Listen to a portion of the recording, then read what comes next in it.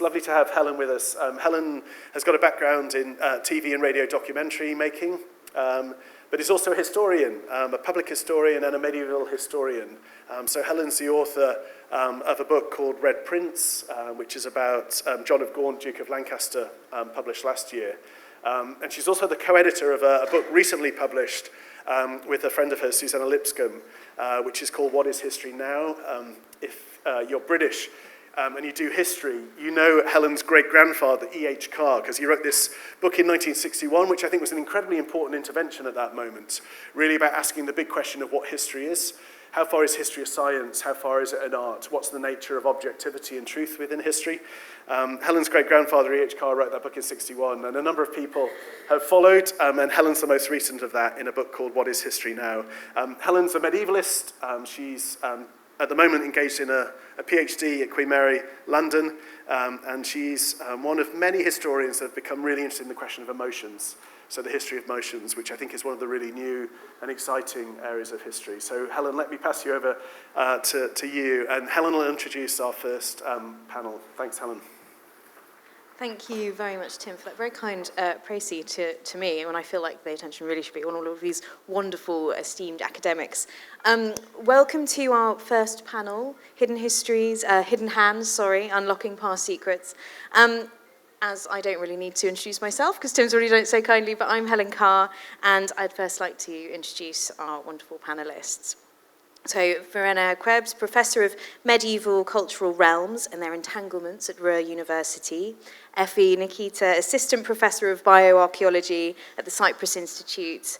And Kristina Richardson, recently appointed, congratulations, Professor of History at the City University of New York.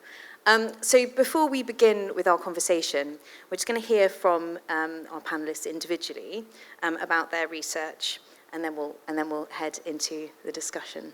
So starting with Verena, I believe. Yes, hello.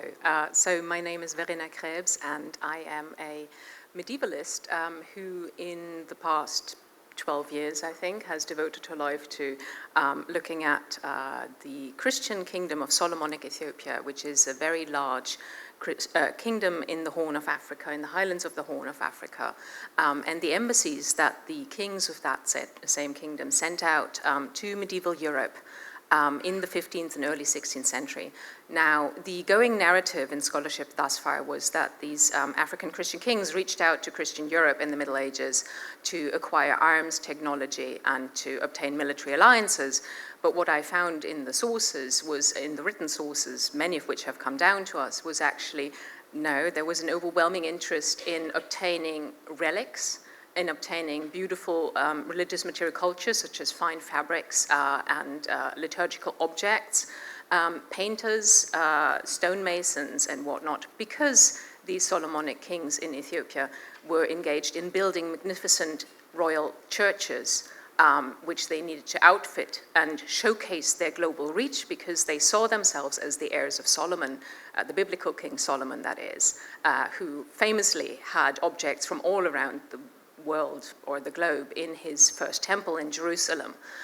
So it wasn't really about arms at all. It was about the beautiful things in life and beautiful religious things. So that was the content of my first book, which you see here on the slide.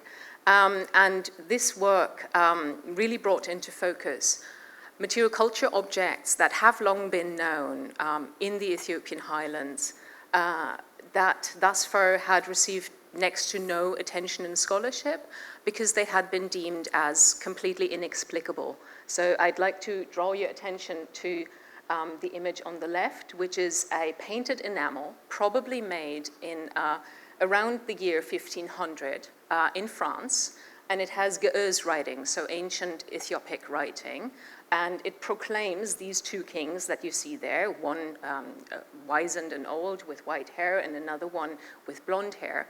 It proclaims them as the king Naod and the king Lebnadengel, who are Ethiopian kings ruling at that time, father and son. So scholarship couldn't offer up any explanation for this image so far, beyond saying maybe they were gifted to the Ethiopian kings by some unknown entity.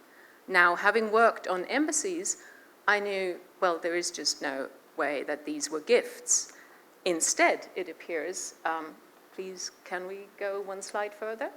That these objects were very much actually a sign of a culture in medieval Ethiopia, an elite culture that was very interested in obtaining objects from very far away places to donate them to centers of religious significance, because these objects, as you can see here, one of them, another painted enamel from Limoges in France, again with Goethe's old Ethiopic writing, was custom made and brought to the Ethiopian highlands, where it remains to this day.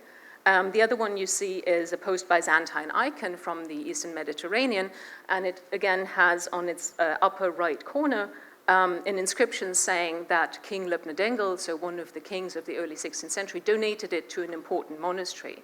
So once again, it seems that there's more to this cultural exchange going on than just embassies. There's an acquisition, and if we go one slide further even, there seems to be an interest really in appropriating even elements from other Christian cultures in the Mediterranean, but also far beyond, in the Ethiopian highlands, because we know that painters from all across the Mediterranean were kept as prisoners at the Ethiopian royal court and made to paint for these kings.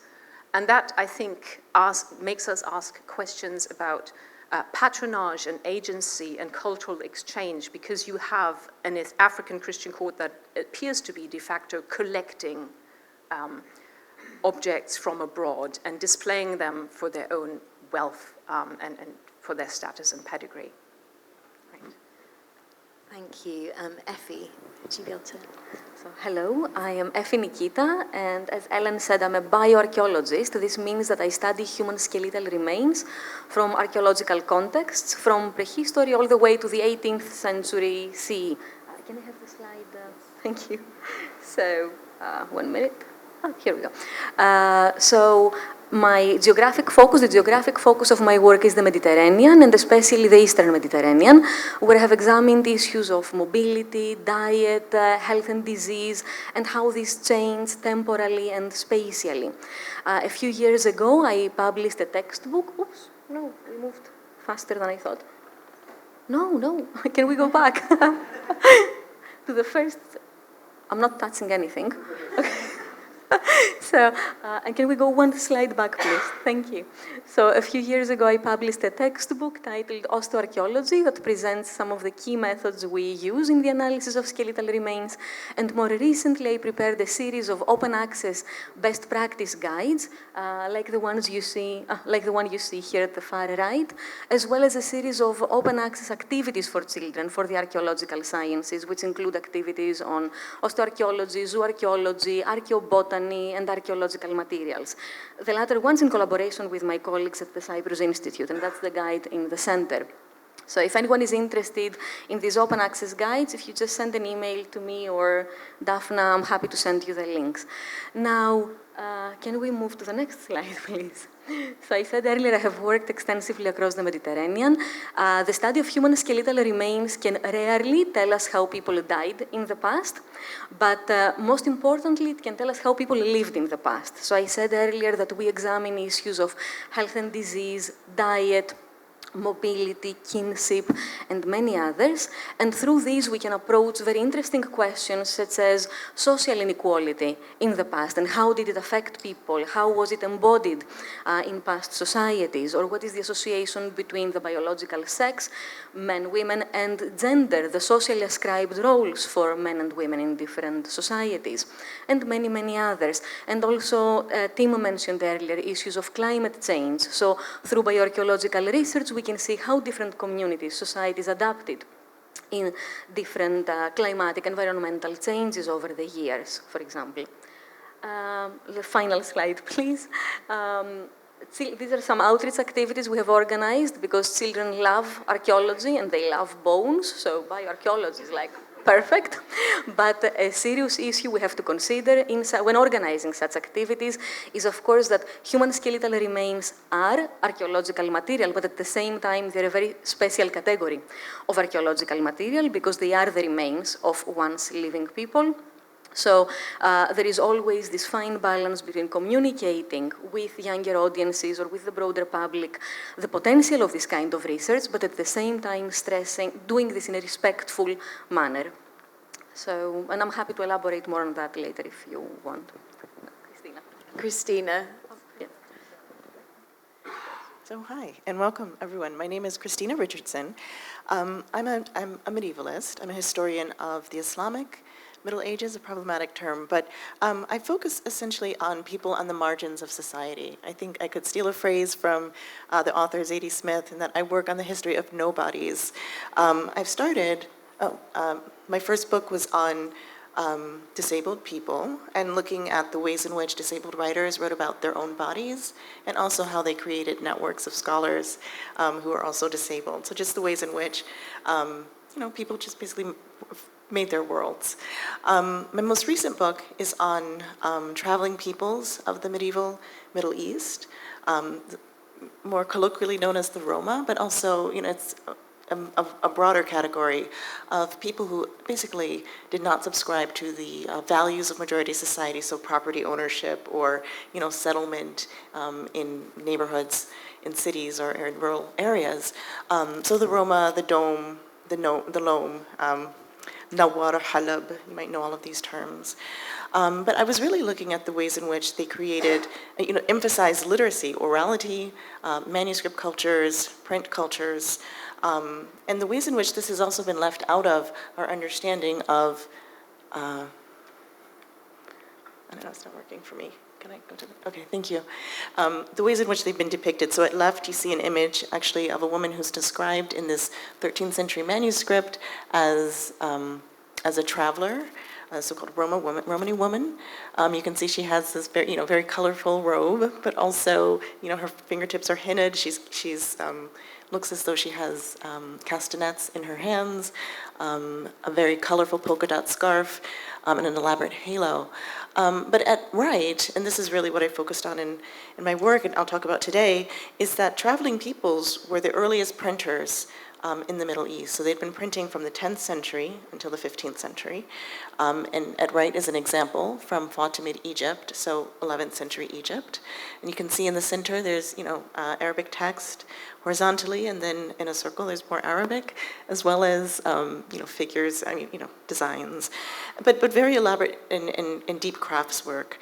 And I guess a key argument of the book was that not only were they printing this early, but that as the Roma were moving into Central Europe in the early 1400s, that they brought this technology with them, right? So it was an old technology for them. It was new for Europeans. And it matches up quite well, the timing and the placement of their migrations with the emergence of print. Maybe the next slide, please. Thanks. And here's another example at right, one of the few Hebrew examples we do have from the Middle Ages. This is a 13th century passage from Deuteronomy, and of course you can see it's multicolored with red and black floral, tulips perhaps, I don't know. Anyhow, so they were also printing not just in Arabic, but also in Hebrew, in Syriac, in Aramaic, in Greek, and in Coptic. And so actually the earliest printed Bibles and the earliest printed Qur'ans we have were actually printed in Northeast Africa, in Egypt. So it really rewrites, I hope, our understanding of, European early modernity and also the contributions of, again, so-called, nobodies for just global history and transfers of technology. Thank you so much, everyone, for those presentations. It's really quite an ask to summarize your extensive research in 5 minutes, and I think you all did that very well. And what was wonderful for me is we've all spoken individually about your research, but I've not actually seen any images. So that was lovely. I loved that enamel piece from Limoges, and it was amazing to see some of the an example of the early printing. And Efi, you're right. When I was a child, I definitely wanted to be an archaeologist before I wanted to be a historian. So kids do love archaeology, and it was nice to see you in action as well. So one of the unifying features, I guess, of your work is the idea of the object, the tangibility, from archaeology, bioarchaeology to manuscripts. You're engaging with the object in question, with touch, and it's the physicality of the material that I'm interested in here. So, is this the first point of your research process, and what sort of questions do you ask of the object? And I know, well, in Efi's case, sorry, the remains, but also, Verena, we've talked about how actually the inability to often access these objects can be problematic in your research. So, how do you, in that first point, when you're engaging with that material, you're touching it, or you're unearthing it, what are the sort of questions that you ask, or the difficulties that you come up with in this? Ooh, that's a complicated question in many ways.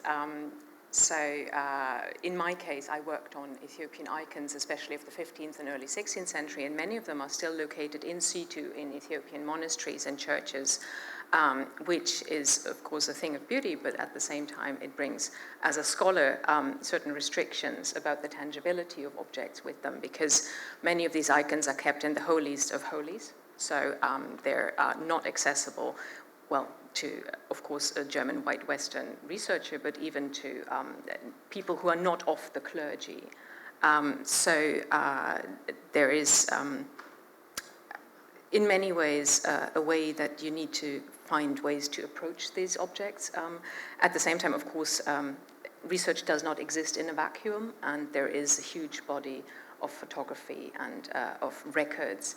And I must say, of course, also many of these objects have been lost through time. And when I did my PhD in Ethiopia, I had access to the collections of the university where I was working, Mekelle University, which now, with the current war, of course, is also, we don't know if some of these objects have survived the ravages of the last 1.5 years.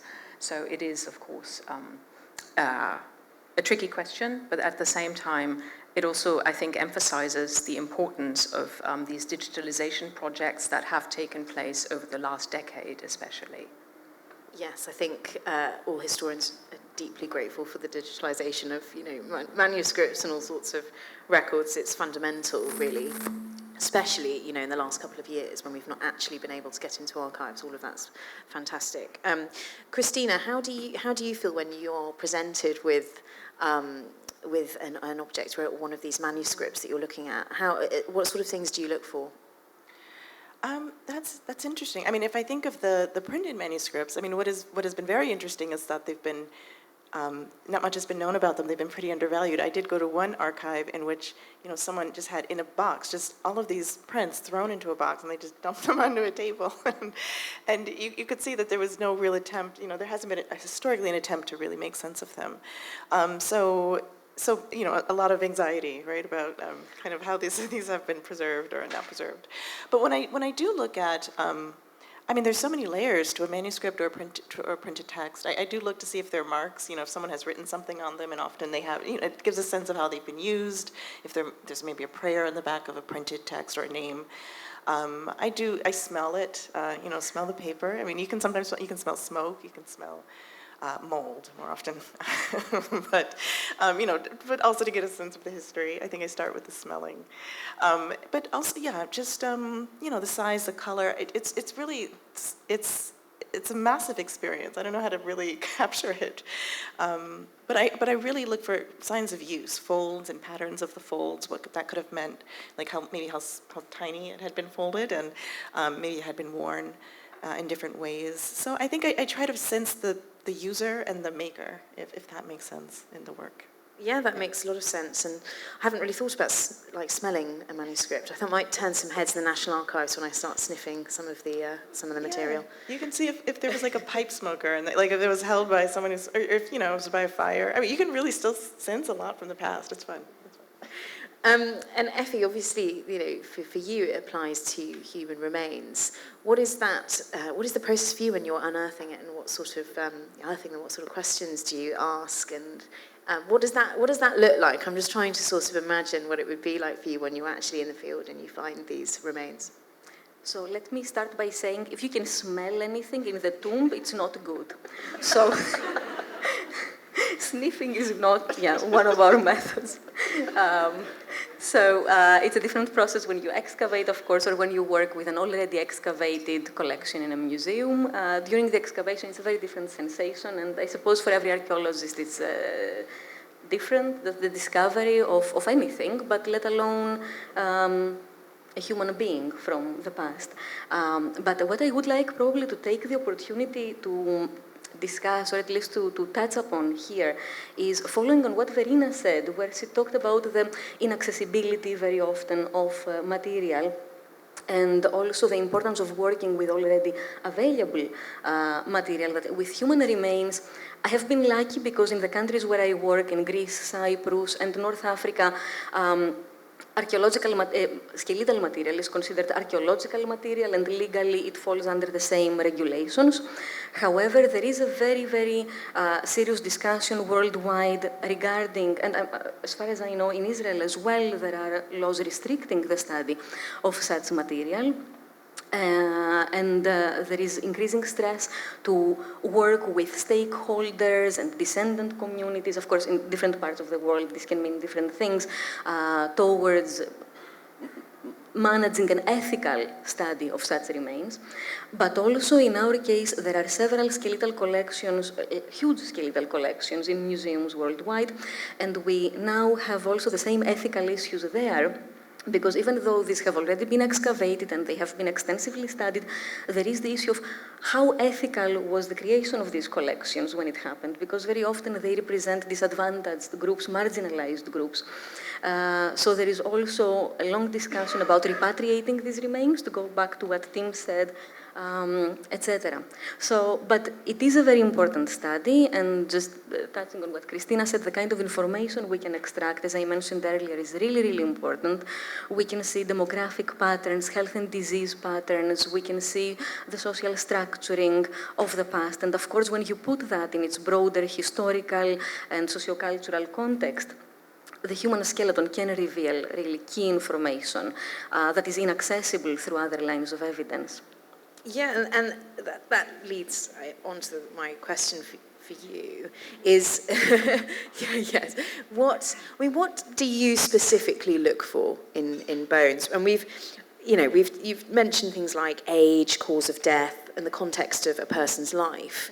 To the naked eye of the layman, we'd sort of look at some bones and sort of be presented and be like, well, that is you might be able to identify something like a femur, but beyond that, it's probably a little bit of, we're sort of lost for what to look for next. What sort of things can you discover about somebody from these remains? So the human skeleton is a living tissue, and as such, it forms a repository of the lived experiences of people in the past and the present. This means, for example, when we break our arm, which I'm sure many of us have at some point, the arm takes some time to heal. It may not heal properly, and even many, many years later, if we take a radiograph, or sometimes without really needing a radiograph, we can see that this person at some point in the past broke her arm. So as such, by studying human bones, we can see the biological sex of these individuals, so were they men or women, I repeat, biologically. We can see the age at death, how old were these people when they died. We can see what kind of diet they had through dental diseases or chemical analysis of the bones and the teeth, how mobile they were, again through DNA analysis or isotopic analysis or some other morphological traits that we examine. What else? It's all sorts of information, really. Health and disease patterns. There are many different pathological conditions that can affect the skeleton with different etiology. But bioarchaeology is the contextual analysis of human skeletal remains. So we have to remember that humans are biocultural beings. So by studying the bones, we get, let's say, one side of the story. We get the biological dimension of these people, but this biological dimension is being defined, and it defines largely the sociocultural dimension. So we always need to place this information in its broader context. Yeah, so you can learn an extraordinary amount, basically, about a person's life, the way they lived, the way they existed within communities, the way they travelled, etc., exactly. Which is amazing to to think that you I can, know. that you can learn all of that now. But when you're looking at objects or manuscripts, obviously, you're asking similar questions, but it's a slightly different story. And I think what I wanted to ask both Verena and Kristina was, what can you tell when you are looking at an object or a manuscript about its creation, and how is that useful for you as a historian? Verena, what would you say? I mean, there's many things to draw from these objects and from these icons specifically that I work on, but also manuscript illuminations. So a feature of Ethiopian icon painting of the late Middle Ages is actually that very often we find an inscription that names the donor, sometimes even the painter, and actually sometimes, if we're really lucky, names even the church that the object was donated to, that the icon was donated to, because this is very serious business. Very often these objects were donated to basically make sure that the person after they die was commemorated in this specific church and was kept in the prayers of the clergy. But of course, just these little inscriptions, often in Ge'ez, offer a tremendous amount of information on who was the patron, who was the recipient, maybe also sometimes who was the painter.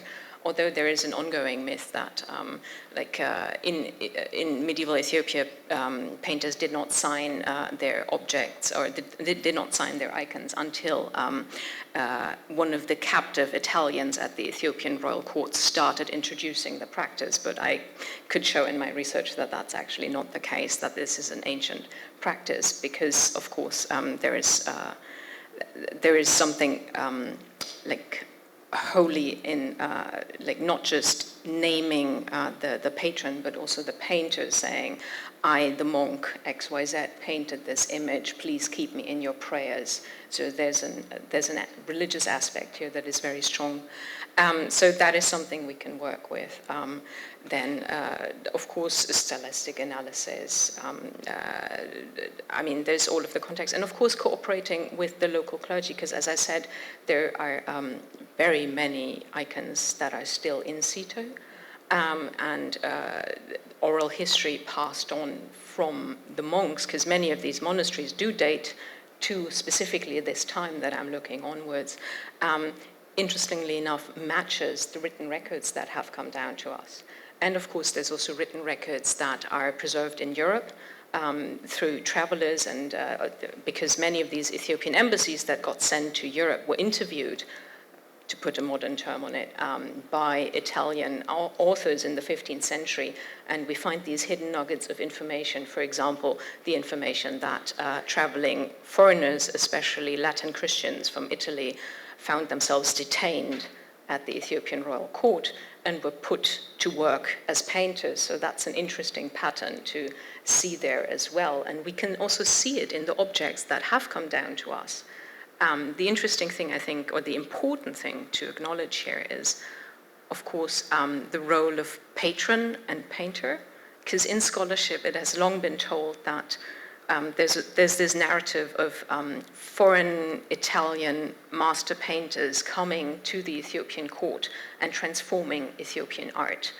And if you trace the trail of breadcrumbs where this hypothesis comes from, you end up invariably with an Italian scholar who was involved in the fascist occupation of the Horn of Africa in the late 30s and 40s. And it also, I think, completely reverses the power dynamic that we do find attested in all other facets of the kingdom at this time. So you have an Ethiopian nobility, and especially the kings, who determine what material culture gets produced, because these are holy objects. So even the thought that a foreign painter could come in and single-handedly transform the art of an entire kingdom is preposterous. What we do then find instead actually are, obviously, there must have been, and this is the going hypothesis that I now put forth, there must have been a desire, a taste, a fashion even, to appropriate things that were seen as quote-unquote exotic and foreign and new, and to use them to display like wealth and even a type of rivalry between different courtiers, which is then how we end up with these like blonde Madonnas that were painted for a high-ranking Solomonic noble, and who then gave his the icon to the most prestigious monastery of the realm at that time. So objects, they open up all of these information about all of these different processes, yes. Relationships, politics. Exactly. So it's like as I said, I'm a medievalist and a historian. But these objects open up a completely new view, I think, also on a cultural history, not just the art history, but like power dynamics, power struggle, rivalries. And hopefully that is something that I can now do in my ongoing research. And Kristina, thinking, specifically about the block printing and where that emerged, what sort of thing can you tell when you look at the material that you work with and how it developed? Well, if you look at them in isolation, they're really opaque and they don't tell you much about the maker, about the culture. I mean, they're not signed. There's no, the printer doesn't sign his or her block. So I did have to put them in conversation with texts. And what I was able to do, the travelers of this period, they shared a lingua franca that they called scene, and that outsiders called the language of the travelers or language of the strangers. And they actually composed a lot of poetry and even portions of shadow plays and prose work in scene. So I paired their texts about their, the salons they held, the literary salons where they recited poetry and in scene to each other, alongside these block prints. So in their own language, they attested to the ways in which they formed the blocks. They formed them of wood, and also they carved tin. And they have recipes for the inks they used, right? Different inks for the metal, because you would need, an oil-based ink to adhere to the metal. You could use vegetal inks for the wood blocks. So I had to put those in conversation. But I think what I was able to really appreciate from even, using the text and then using the printed matter together to understand what was happening, was that so much of medieval culture was really driven by, again, peoples that, well, not elite, so just people without much, without any really political power, and how that really shifts the ways in which we can understand how culture was produced. I think there's often a sense, myself, I'm a museum goer, and, I look at elite artistic production a lot, right? But that can also condition you to imagine that elites drive culture. And I think that is even in my field, I think that is a common kind of assumption. And the hope was, in looking at these block prints, contextualizing them, and understanding their worlds, that this really represents, from the bottom up, move to, standardize particular religious texts. Again, these were, they're standardizing the Quran, standardizing Hebrew Bible, and Coptic texts. How there was really a participation in shaping of religious culture. So I think those are the biggest takeaways, I would say, from the block prints. Yeah.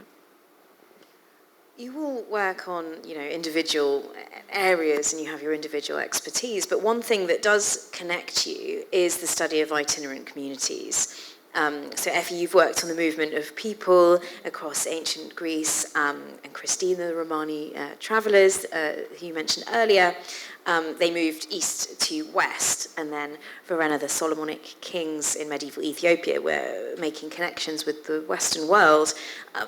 How is it possible to trace these communities through your work? Constantly, especially as medievalists and historians of the ancient world, you're dealing with all of these gaps in the sources. What do you look to do to try and fill those gaps and create some kind of idea as to the way that they are moving? Efi, I think we'll start with you first. Sorry, I should have probably started with Verena, considering you've been passing the mic over to each other. So, in bioarchaeology, we have many different methods to examine past human mobility. One way is to examine specific morphological characteristics of the bones and the teeth, which are partly heritable. This means that people who share these characteristics will likely be also genetically related to each other. There is no one-to-one correspondence between them, but there is a sufficiently high correlation. There have been several experiments with modern populations, etc., to prove this, to make this kind of phenotypic, as we say, characteristics useful in this kind of analysis. So in this case, we use the phenotype, so the morphology of the skeleton, of specific characteristics, as a proxy for the genotype, so as an indirect way to assess the genes of these individuals, the genetic relationships. Another way is to use chemical analysis. So we focus on the isotopes of specific chemical elements. The isotopes are variants of the same element. The elements we use primarily in paleomobility studies is strontium and oxygen. And just to very simply describe the procedure, we measure the value of specific isotopes in the teeth. We compare this value against the value in the local environment where we have found the individuals buried. If it matches the local range, we say, the individual is local. If it doesn't match, the individual is what we say non-local. Of course, a major issue here, so I keep mentioning the issues we have in our field, but okay, is what does it mean local and non-local? I mean, nobody is born in the cemetery where they are buried, okay? That would be weird. And the local range, I say that we compare these values that we find in the skeletons, in the teeth, against the local environment, but the local environment can represent a radius of a few kilometers or a vast area, depending on the local geology, the environmental conditions, and other parameters. So in my research, for example, in medieval Cyprus, in Byzantine Cyprus, we have a case where we have several individuals who were non-local to Nicosia, so the capital, the modern capital of Cyprus, but who could have originated just a few kilometers away from Nicosia. So are these people non-local? What does it mean to be non-local at the end of the day? And this brings us again to what I said before. It is very important to contextualize these remains and look at the mortuary practices, look at other biological, osteobiographic markers of these people to see where they these non-locals differentiated from this community in terms of the grave goods, the tomb typology, their burial site, their location in the cemetery, and so on. Kristina, what about the Romani travellers? Right. How to trace their migrations. I'll have to say their migrations weren't so well noticed, I would say, in the Middle East in the Middle Ages. I think there were enough, there were sufficient numbers of nomads, Bedouin, Kurds, and just other merchants moving around, that wasn't remarked so much in my sources. As they move, however, into the Balkans and then into Central Europe, that their movement becomes quite well documented. So then it becomes quite easy to follow them.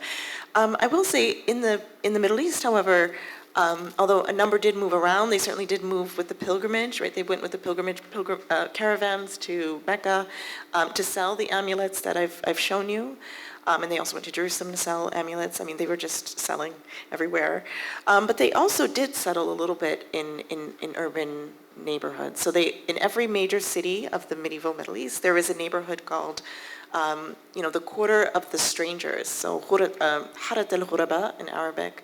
And in these neighborhoods, these were usually outside of the medieval walls or, unprotected spaces, unprivileged spaces. And they also had their own cemeteries. So Maqbarat al-Ghuraba, again in Arabic.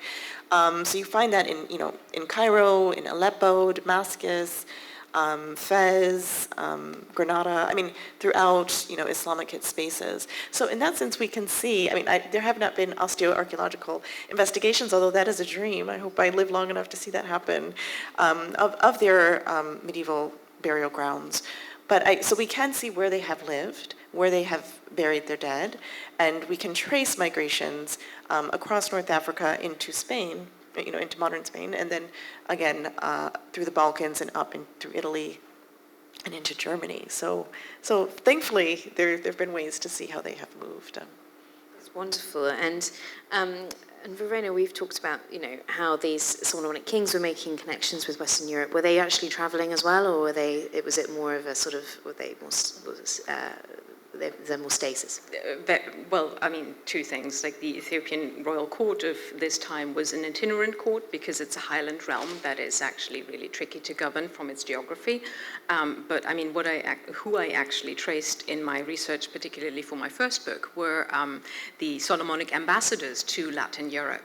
And I like to say it's like you're dealing with a 1,000-piece puzzle of which 90% have basically been lost, but 10% of these puzzle pieces have come down to us in sometimes very unexpected ways.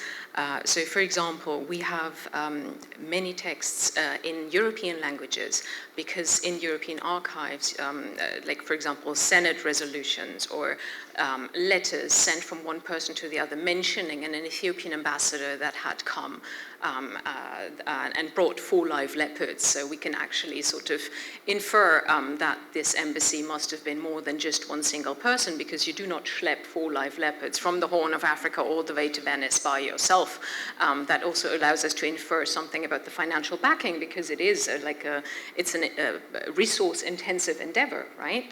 But so we have sources in basically most of the languages of the late Middle Ages in Europe, so in Latin, Catalan, Italian, Portuguese, German, Old French, various dialects of Italian, where you have these little snippets about the arrival of Ethiopian ambassadors, and you can infer from the replies written by various European kings or sovereigns what the original embassy, what the Ethiopian king must have demanded. So we have, for example, Alfonso V of Aragon saying to King Zara Jacob of Ethiopia, I now send you only part of the brocades that you demanded of me, and I send you some of the relics that you wanted, and I will send you more if you do what I want. And then comes a list for actually military demands from the European side of the Ethiopian side. That we can infer a lot from that.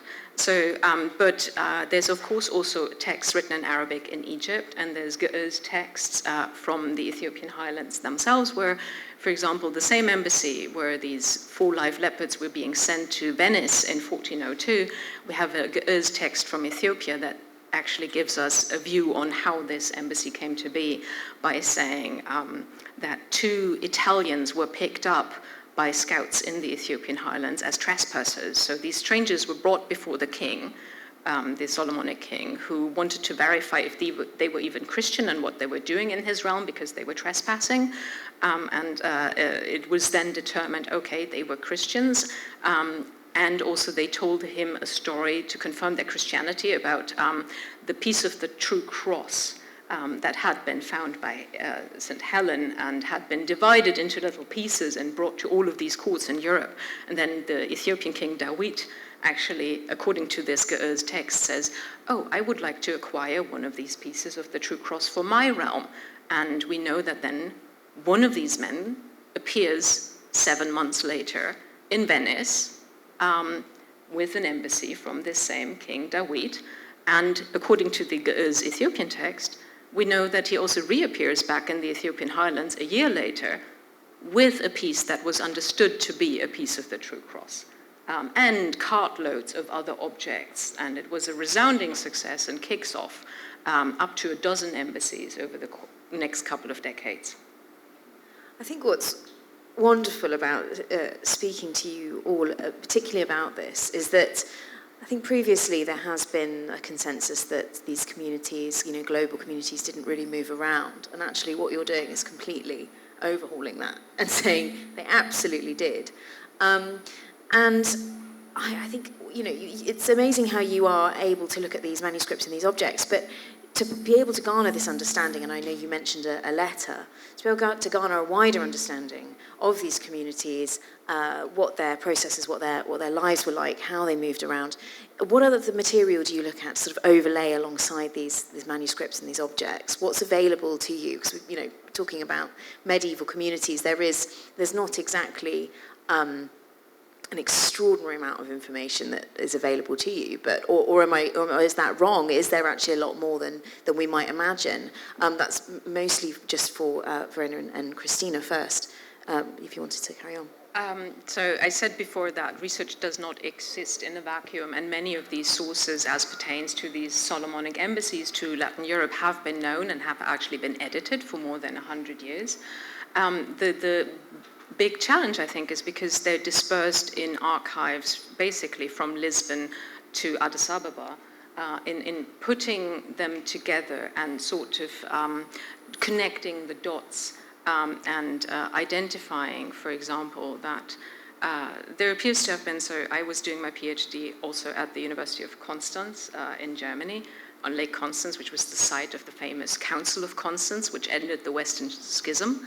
And it appears that there were 3 Ethiopian monks who attended this Council of Constance quite by accident, because they were on a grand tour of Europe at this time. And we have these fragments, we have these letters of safe conduct written by a pope himself and other, I mean, it's late medieval bureaucracy that produces information, right? And so we can trace for one of these brothers, one of these monks, we can trace his itinerary from Ethiopia to the Holy Land, to Venice, crossing north of the Alps, getting sort of sucked into the Council of Constance, despite not really understanding a word of what was being said, is what the letter of the Pope says, like, these good Christian monks from Ethiopia have come here, nobody quite understands them, but they've shown themselves to be excellent Christian, and we now recommend them to everybody else who they encounter. And we know that this one brother, Antonis, then reappears 9 months later or 8 months later in Geneva, so in Switzerland, which is only 300 kilometers away. So we can sort of trace the itinerary and sort of like also what must have gone into this whole, like, apparently years-long pilgrimage that this Ethiopian monk was embarking on and successfully completing by the sounds of it. So I think connecting the dots and also then, of course, trying to make use of whatever resources we can find. So not just written sources, but also the material culture to get us a fuller picture.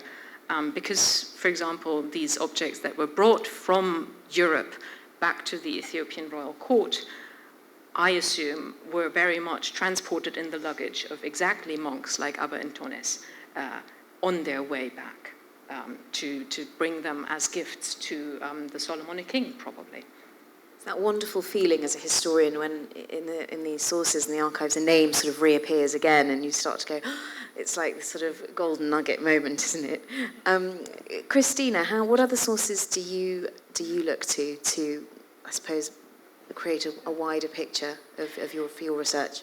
Sure. Well, I can actually connect my answer to Verena's, so this will be a very elegant merger. We haven't talked about this, but the Council of Constance was very important for my research because this is the first official record of Romani people in Europe, in Central Europe. So a man named, who called himself Duke Michael of Egypt, appeared on March, well, I don't know the day, but March 1417, I think the 3rd. And he was given a safe conduct letter by King Sigismund. And so then, from there, we hear about his movement through, towards the North Sea. But the way I was able, so I had to bring in other sources to really connect this to the history of printing, because I think I could ask anyone in this room or on this panel, if you think of the history of printing, you probably start with Gutenberg in the 1450s, you think of the Gutenberg Bible. But there were, similarly to the Arabic block prints I showed, but there were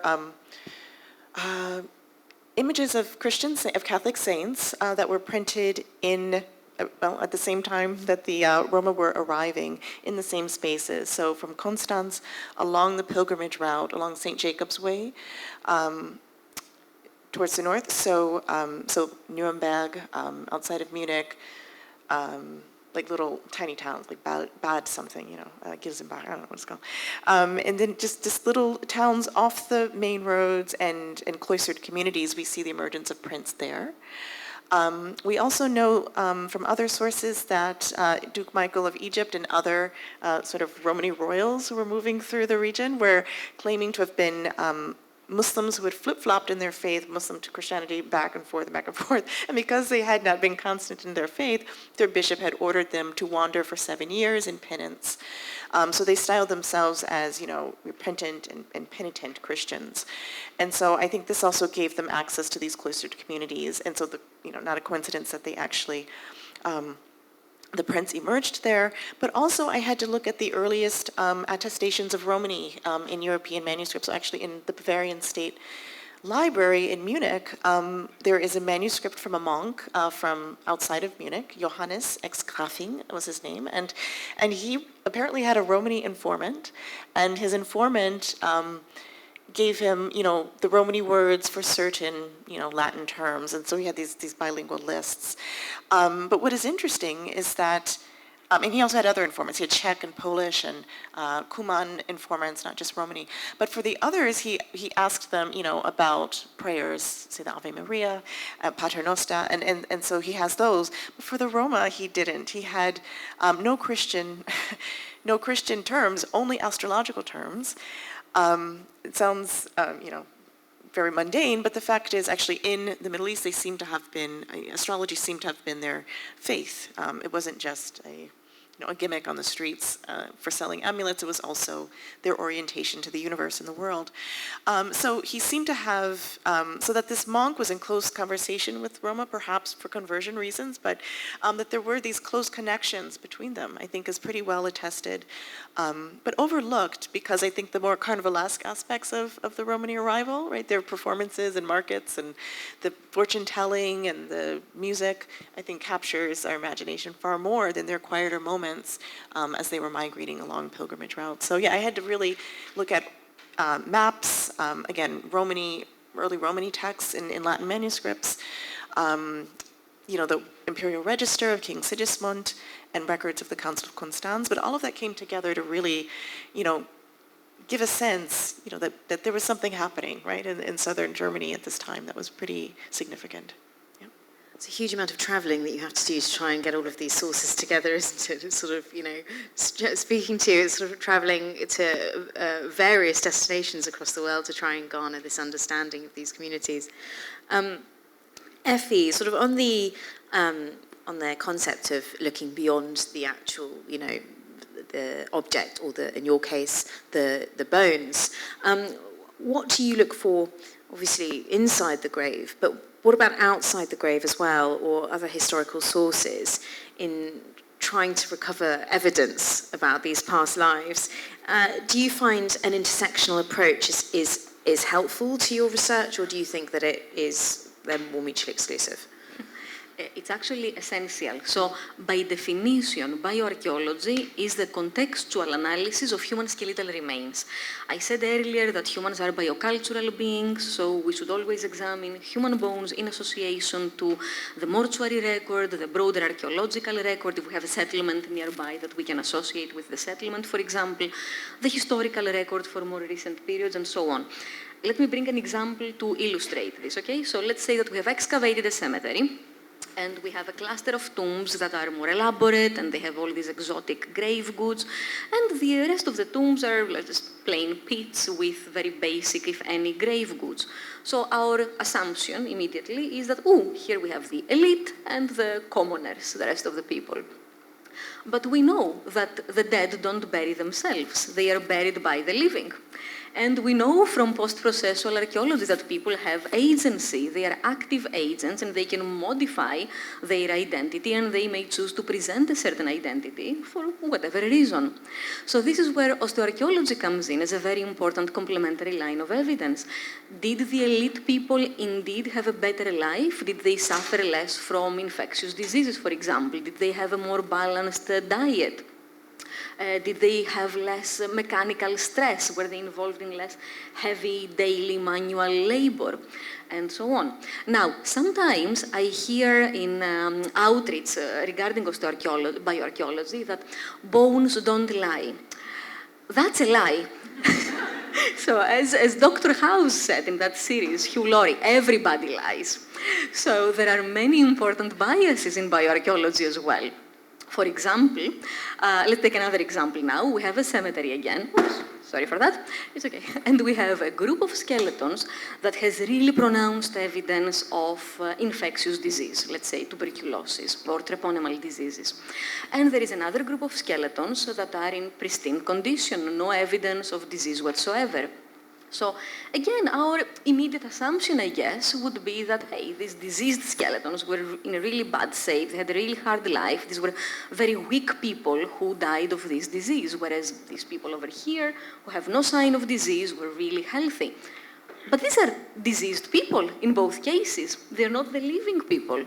So what happens is that actually many diseases, especially infectious diseases, take time to affect the skeleton. They start from the soft tissues, and after some amount of time, sometimes many, many years, they actually get to the skeletal remains.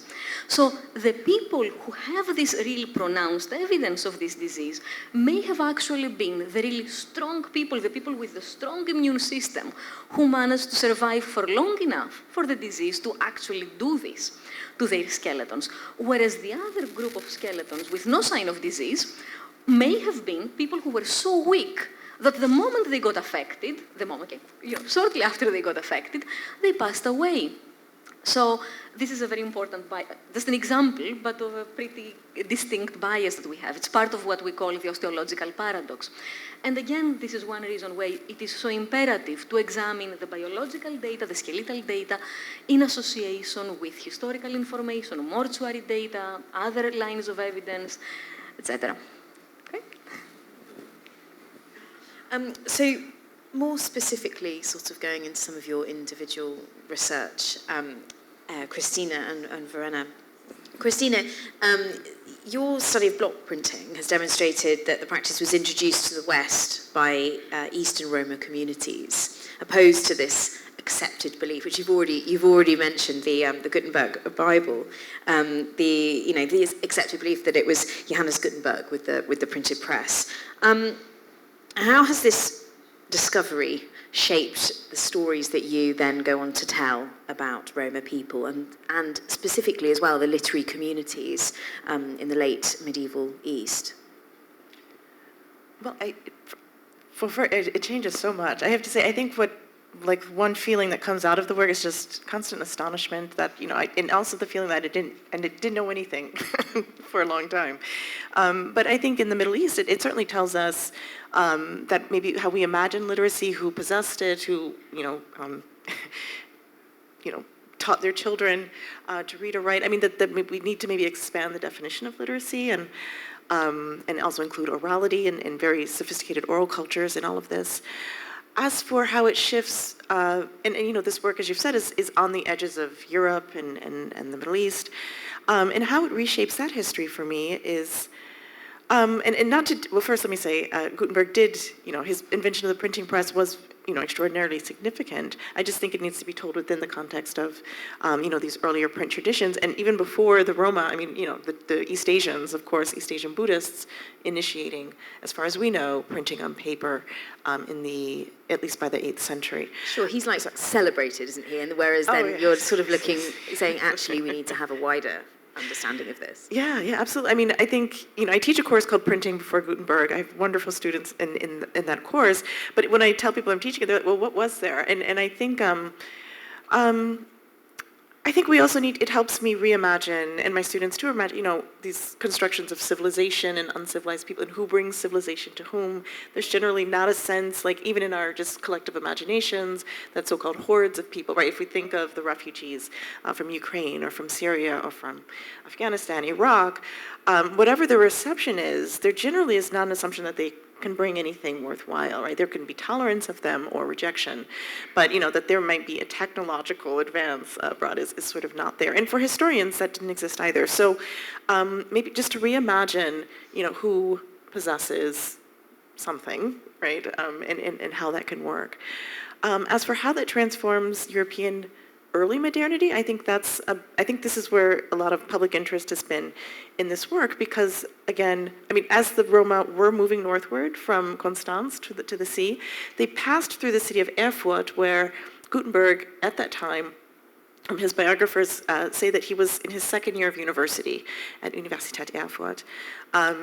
There's no evidence that he ever met a Romani person. But even without that, I think, it just shows that these stories, transfers of technology, German history, Romani history, they need to be brought in conversation. And so that it's not a story of elite, rich goldsmiths like Gutenberg alone, but that he and others may have been influenced by, centuries of work that preceded them. And that, it's nice to think of Gutenberg as a genius who was inspired, on his own out of nothing, right? But that's usually not how people work, right? We all have people in our lives who've basically inspired us in different ways, and I think that's more important to bring out. Yeah. Verena, similarly, you flipped narrative on its head to argue that Ethiopian kings had a religious interest with Western material culture rather than having what has previously assumed to be a military agenda. How has that shaped your storytelling? Well, it's a good question. I mean, it took me a long time to be able to so I could see in the sources that the existing belief, the hypothesis that all of this Ethiopian interest in Europe was based solely on the acquisition of arms and military means and technology, and you can see the colonialist and even racist thought underlying such assumptions and the transposition onto the late Middle Ages of later interests. I could see in my study of the sources that was simply not in the sources. It took me a long time to be able to offer up an alternative suggestion, and it really did click for me when I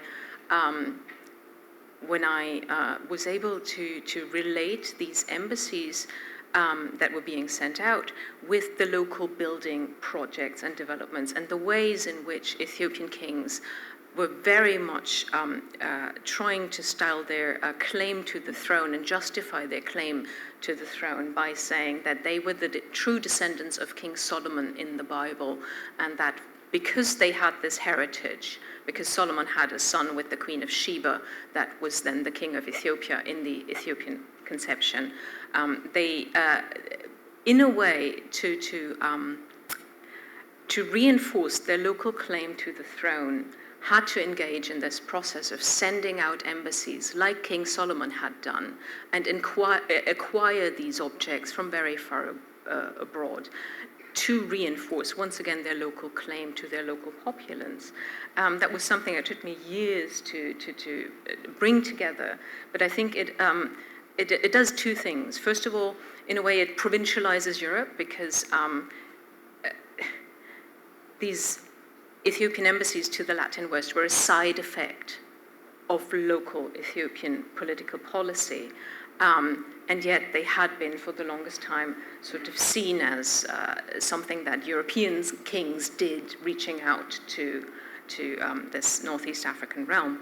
But also it, I think, opens up a new view, hopefully, on the local Ethiopian history of the time, because it makes us ask new questions about, so if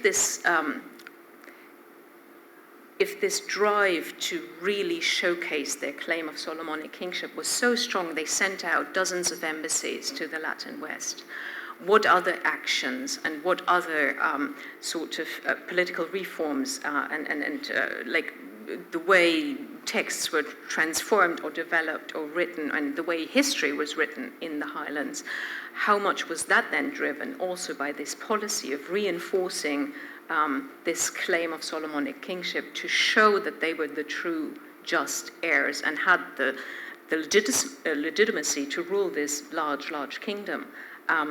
So in a way, I think bridging the gap between a more global medieval history, but also to see that working more globally and working on these connections helps us to get a deeper understanding of local history in a specific realm. Yeah, I would completely agree. I think, taking a more global approach to all histories, but medieval history as well is fundamental, really. And that, I think, is why you are all at sort of the cutting edge of your research, and it's why you're here as well. And you are at the height of your careers. And before we move on to some questions, I wanted to ask you individually, because you are at the height of your careers and you are at the cutting edge of this wonderful research, what is next for you? Efi, what do you want to go and do? This is a surprise question because I didn't actually warn you I was going to ask you this, but I actually just think it would be a wonderful way to wrap up and understand where are you going to take your research now? Okay, thank you for this surprise question.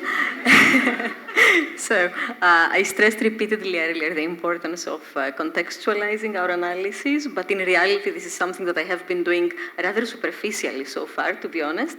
So, what I have been working systematically on over the past year, and I hope to develop further in the future, is focus more on assemblages from the Hellenistic and Roman period in the Eastern Mediterranean and Middle East. For this purpose, I got a small grant already by the Research and Innovation Foundation of Cyprus, and I'm hoping to use part of the Dan David Prize also to expand more on the work that will be done in the context of this grant that I got from Cyprus. So the aim there will be to examine the nature, the character, and the impact of human mobility in this region during Hellenistic and Roman times, focusing largely on already published data, not just skeletal data, but also zooarchaeological and archaeobotanical information, so that we get a better understanding of the natural environment, the economy, along with what I said earlier, the diet, the pathology, the mobility above all of these people and how they interact with each other. And once we have identified areas where more research is needed, in the sense that, as I said, we will be focusing on published data, but obviously there are so many gaps in the existing literature, we will be using the Dan David Award money to do original research, to collect new data, and hopefully get a better understanding of mobility in this area. And I am working closely with a historian, an environmental historian from the University of St. Andrews, who specializes precisely in these periods, the Hellenistic and Roman times, so that he can help us in this direction, which is pretty far away from our understanding, to be honest. Kristina. Yes, well, there's a passage in this scene language poem that among these strangers were fugitive black slaves from the plantations. So that got me wondering about fugitivity and about the scale of the slave trade, East African and South Asian slave trade into the Central Islamic lands. So I am working on plantation slaves, a group, again, that hasn't really been that has not been studied. I think there's a very common fiction that there were no plantation slaves in the Middle East in the Middle Ages, that there were domestic slaves and military slaves, and these were rather elite, or if they were not elite, they at least had the potential for mobility. So I'm looking at the plantation slaves who were tied to the land legally, who could not be manumitted, who could not be sold, and their children were enslaved. So you have generations of mostly East African men working on date plantations, cotton, wheat, barley, things like that in southern Iraq. But I'm also looking at the fact that the scale of the slave trade was large enough that it seems to have actually underwritten, like financially underwritten, the so-called golden age of Islam, right? I mean, it was culturally efflorescent. I mean, there's no denying, the printing and the development of science and philosophy, Sufism, religion. I mean, there was a lot going on. But, the leisurely classes were able to accomplish so much because there was a vast underclass of East African and South Asian laborers who were working without pay, of course, but also without any options for freedom. So that's my next project. Okay. Great. And Verena, how about you? Well, I am now hoping to work on a second book project that zooms in on the material from my first, basically. So in the late 15th and early 16th century, we noticed that there are much fewer embassies being sent out from the Ethiopian royal court to Western Europe. And at the same time, we do find in the written and material record much more evidence of the detention of itinerant foreigners at the royal court being put to work as painters. And we find much more imported works and even commissioned works in in the Ethiopian highlands that come like from 1470 to 1530 roughly. And thus far, these materials, these icons, these imported objects have, as I said, been deemed all but inexplicable, especially in the context of that there is fewer embassies being sent out. Now, what I am thinking, because at the same time we do see a weakening of the power of kings, because from 1470 onwards we see many more young boys being put on the throne, some as young as 6, right, who claim to be these true descendants of Solomon. And who actually really has the power? It's their crown councils, which is mostly the queen mothers and even the queen grandmothers and their sisters. So it's actually mostly women with this little kid who is put on the throne to govern overall. And so we do see a deep diversification of power. You get regional nobles who all of a sudden have much more of a claim to influence the politics of the kingdom as well. And there is good evidence that similarly to the Ethiopian kings in earlier decades reaching out to Western Europe to import these foreign exotic objects from Europe to showcase their global power, we now have regional nobles and members of the Solomonic elite of the royal court basically engaging in a direct import and or just making foreigners paint in a specific manner for them, which then leads to an incredible efflorescence when it comes to the material culture of this period, because all of a sudden we have icons in an incredibly diverse range of styles and iconographies that are completely new in these 40 years, where it seems kingly power is diminished, and yet at the same time, courtly power is much heightened, and the patronage of icons and the donation practice of icons to these important religious centers seems to have been one of the ways in which the nobility could sort of outbid each other in their attempts to get a higher position at court or be more influential for the kingdom itself. So all of that I hope to wrap up in a book that is preliminarily titled Africa Collecting Europe, Power and Patronage in Christian Ethiopia in the late Middle Ages. So look forward to that. Thank you so much, all of you. And Tim very kindly at the very beginning mentioned a book that I worked on called What is History Now? And in the introduction to that, I explain history, how it has been previously looked at and is still often sadly considered as this type of ruler history, which is, if you go to a gift shop anywhere, you find these rulers that have lists of kings and queens or prime ministers for every centimetre or every inch. And it's hard and it's austere and there's no room for moving around, there's no room for this interpretation. And I talk about what about the spaces between these inches and these centimetres, and I think all of your research, recovering some of these marginalised histories, having incredibly innovative ways of looking at the past, is doing exactly that. It's filling in some of these spaces between those inches, and that's exactly what this prize certainly likes to celebrate. So can we give everybody a big round of applause for their amazing work?